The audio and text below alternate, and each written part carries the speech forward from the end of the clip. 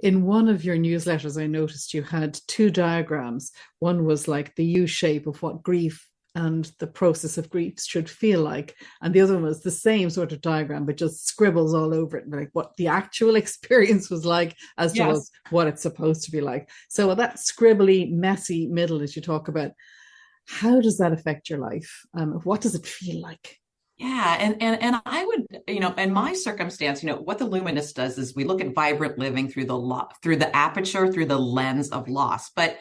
And my loss was the loss of my husband, but I like to think of it so much more broadly: divorces, loss of jobs, all those things. And you have that same sort of grieving, that messy grieving. And we're told in society, and one of my really big things is to kind of break societal norms. We're told in society, when you go through a grief, it's this 5 stages of grief. It's very linear, but no time after loss is linear. Some days you're up, some days you're down.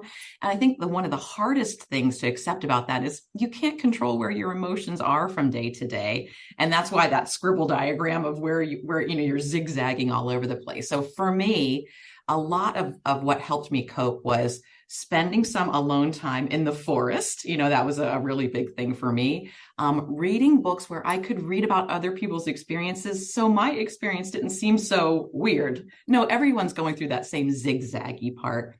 And then really surrounding myself with people to help me along the way. And that was something I didn't do before Mike died. I was a strong, independent woman. I can do everything myself. I can give you help, but I don't really need to ask for help. And that was something that I really had to break my paradigm on and realize, no, I couldn't get by without help.